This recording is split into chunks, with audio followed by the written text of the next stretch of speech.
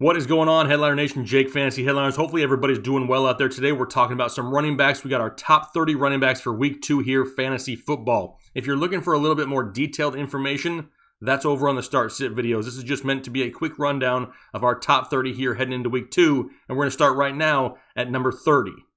And that's going to be Malcolm Brown, Los Angeles Rams. And some of you may be thinking, why is he so low? He had a great week 1. He did.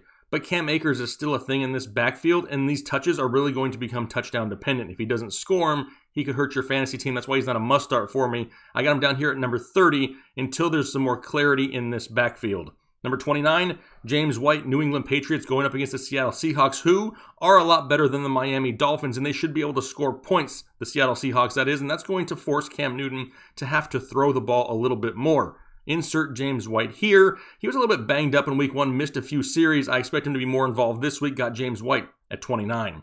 28, Nyheim Hines, Indianapolis Colts, and now he really gets a better opportunity, right? We talked about him this offseason and his potential in this backfield. Well, now with no Marlon Mack, that potential kind of skyrockets, right? So Nyheim Hines was heavily utilized in week 1. I expect him to still be involved in the passing game in week 2. Is he going to go out there and get the bulk of the touches? Nope, that's going to be Jonathan Taylor, but Hines still has value. Got him at 28. 27 is the rookie running back in Baltimore, J.K. Dobbins, and the reason he kind of burst onto the scene in week 1, they had a huge lead in Baltimore, right? They had a 3-score lead in the second half, and being that there was no rookie camp, no preseason games, they chose to rest Mark Ingram and get J.K. Dobbins some touches. He produced with them, and now I think that he earns more touches going forward. Got him at 27. 26, Melvin Gordon, Denver Broncos, and some of you may be thinking, why is he so low? There's no Phillip Lindsay. Well, look who he's playing. He's playing the Pittsburgh Steelers, who just held Saquon Barkley to single digits rushing. Not in a huge hurry to throw Melvin Gordon in a lineup going up against that defense. Got him at 26. 25, David Johnson. Another one of those guys where like, wait a second, I don't know if Duke Johnson's going to play. Why is David Johnson so low? He's going against the Baltimore Ravens, and the reason I even have him one spot higher than Melvin Gordon is both Chubb and Hunt found success on the ground against the Ravens. They both averaged right around 5.5, 6 yards per carry. They just got game scripted out super early. Hopefully David Johnson can be involved heavily in the passing game. That's what's going to give him the safer floor, but because of that risk, I dropped him down a few spots, got him at 25. 24, the guy who may never retire. Adrian Peterson looked great in week 1, averaged over 6 yards per carry, and now he gets a matchup going up against the Green Bay Packers. It looks like this is his backfield, right? He's going to dominate the touches in this backfield, and as long as he can produce something with it, he's fantasy startable, right? I mean, he's definitely a flex option at this point. Got Adrian Peterson at 24. 23, Ronald Jones, Tampa Bay Buccaneers. Do I have him ranked this high because I like him? No, I don't. It's because he's playing the Carolina Panthers, and they give up points in bunches to running backs. Ronald Jones still the lead back in this backfield until Leonard Fournette continues to grow in this offense. Right now, Ronald Jones still the lead guy. Got him at 23. Number 22, Miles Sanders. He's a few spots lower because we're waiting to get that word that he is 100% sure going to play on Sunday. If he is, it will not surprise me if he's somewhat limited, but he is startable, and I may move him up a couple spots if that's the case. But we got to wait for that word to come out that he's for sure going to play. Got him at 22 as of right now.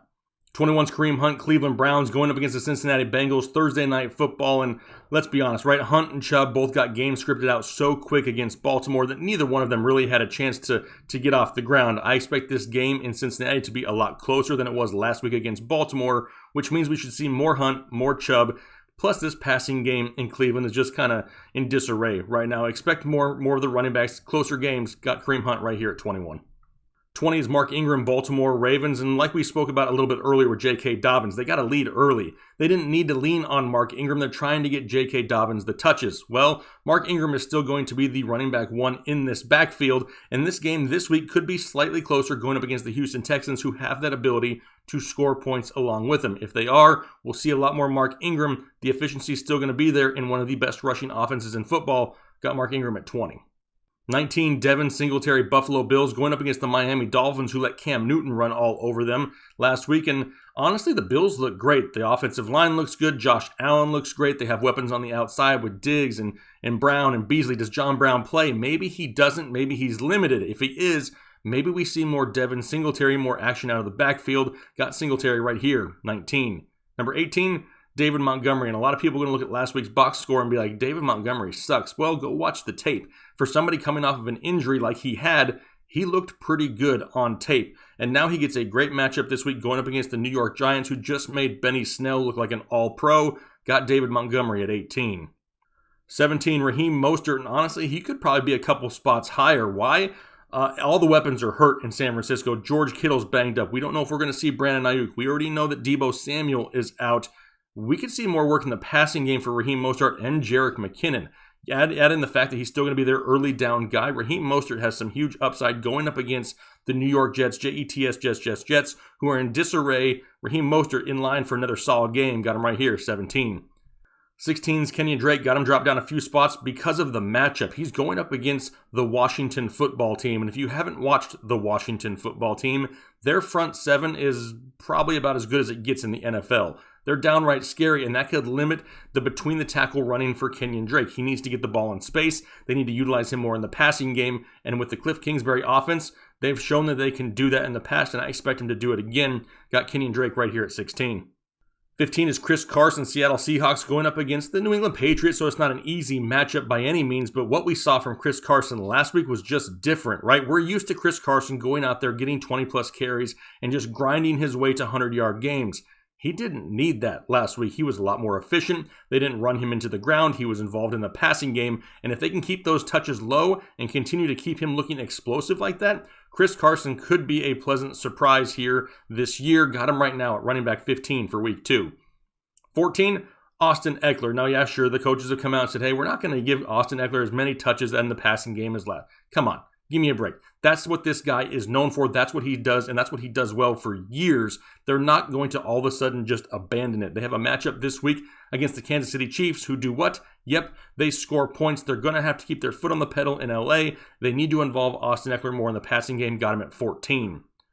13 is Todd Gurley, Atlanta Falcons, going up against the Dallas Cowboys, so it's a great matchup, right? There could be a lot of offense in this game. It's projected to be the highest scoring game of the weekend. Is Todd Gurley, what Todd Gurley was before? The RB1 Todd Gurley? No. But maybe on your fantasy team, he's your RB2, hopefully your RB3, and if that's the case, he's returning great value, and I love the matchup this week. Got him at 13.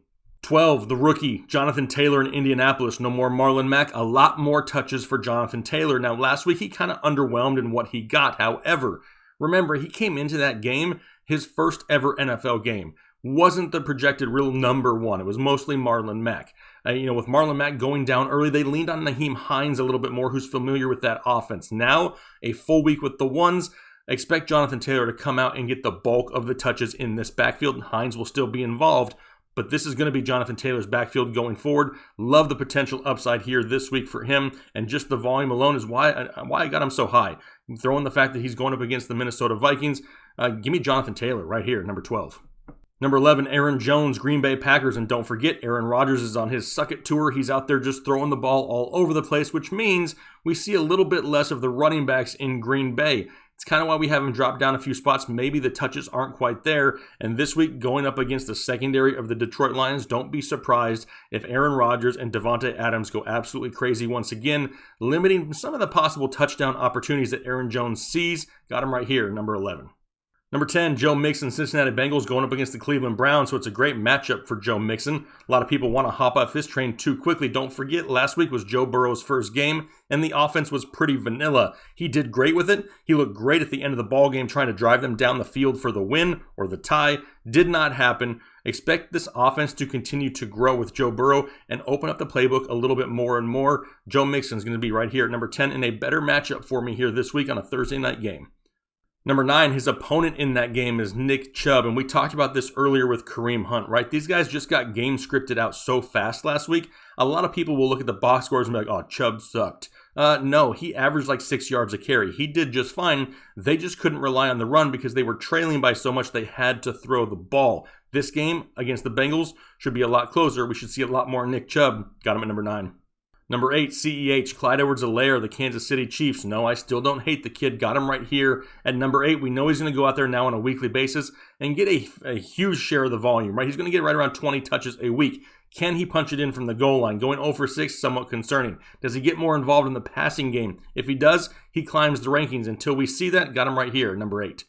Number 7, Dalvin Cook, Minnesota Vikings. And we saw his volume down a little bit and maybe a volume uptick for an Alexander Madison, and that could be the case all year long. so they can keep Dalvin Cook fresh. He's efficient enough to make that okay, though. Plus, the touchdown upside is going to be there on a weekly basis. Has a matchup this week going up against the Indianapolis Colts, so it's not a bad matchup whatsoever. I like Dalvin Cook. Got him right here, number 7. Number 6 is last week's stud Josh Jacobs of the Las Vegas Raiders. They get the New Orleans Saints on Monday Night Football in Las Vegas. And this is a much more difficult matchup for Josh Jacobs. Don't get me wrong, but we saw the involvement in the passing game. We saw the heavy volume on the ground. The guy produced with what he was given, and now Henry Ruggs not 100%. Bryan Edwards is going to take a little bit of time to develop. He had a hard time getting open, which means we could see a lot of Josh Jacobs here once again. A little bit more of a difficult matchup. Otherwise, I'd probably have him even higher on this list, but for right now, got him number 6. Number 5, Saquon Barkley, New York Giants, and he had a week in week 1 that he kind of probably just wants to forget against the Steelers, but now he gets a difficult matchup against the Chicago Bears. It's really the only reason I have him at number 5 and not higher. He's got a more difficult matchup than the 4 names in front of him. What makes him still a safer-ish play is his involvement in the passing game. You can tell when this guy gets the ball on a swing pass, he can take it to the house at any given time. He looks explosive. He looks great. He just needs more time to really let the blocks develop, if there is a block. Because last week, they were basically hitting him as he had the ball put into his hands. I expect it to be a little bit better this week, but still a difficult matchup. Got Saquon Barkley, number 5. Number 4, Derrick Henry, who may touch the ball 74 times a week at this point. You can tell that this offense is still going to give Derrick Henry the football. Opposing defenses are going to do their best to take away A.J. Brown by double-teaming him, forcing Ryan Tannehill to go elsewhere. Where else is there to go? Well, last week it was Corey Davis and Derrick Henry. That's not going to change for Derrick Henry. Expect 20-plus touches on a weekly basis regardless of the opponent. Give me Derrick Henry right here, number 4. Number 3, Ezekiel Elliott, Dallas Cowboys going up against the Atlanta Falcons. Talked about this matchup earlier. Could be a lot of points scored, and the way they've involved Zeke in the passing game and on the ground gives him that safe floor on a weekly basis. Shouldn't have to tell you to start Ezekiel Elliott, but this is a great matchup for you owners out there of him. Got him at number 3. Number 2, Alvin Kamara, New Orleans Saints. We know there's no Michael Thomas, so maybe we see a little bit more Alvin Kamara in the passing game, and he's got a great matchup Monday night against the Las Vegas Raiders. If they involve him even more than what we saw last week, we could be in for a pleasant surprise for Alvin Kamara this week. I expect him to see a lot more touches here in week 2 than we saw in week 1. Got Alvin Kamara at number 2. Number 1, is it any surprise? It's Christian McCaffrey, and this is a very difficult matchup for him going up against the Tampa Bay Buccaneers. However, it's Christian McCaffrey, and he doesn't care who he plays football against. All he does is score touchdowns and score a lot of them. He's going to remain number 1 as long as he's healthy. If he's healthy, Christian McCaffrey will be my running back 1 every week of the NFL season. All right, there's the quick and dirty top 30 for the running back position here for week 2 fantasy football. You may see these rankings a little bit different. You may think somebody should be a little bit higher or a little bit lower, and that's cool. We're supposed to disagree on those things. We don't want to have some boring show where everybody agrees and, oh, I have the same picks as everybody else. We try to put a little bit of common sense into some of these rankings. Do they always turn out 100%? No, of course not. Nobody's rankings do. But together, as a community, we can come up with the best possible rankings for all of us to find success here on a weekly basis. So we greatly appreciate the support. We are right around the corner from 100,000 subscribers. Totally crazy. We greatly appreciate you guys out there. If you enjoy this type of content and you're looking for some fantasy football advice, you found the right place. Hit that subscribe button. Hit the like button while you're at it. That greatly helps us out here on YouTube. So hopefully you guys have a great rest of your week. Good luck this weekend. We'll talk to you later.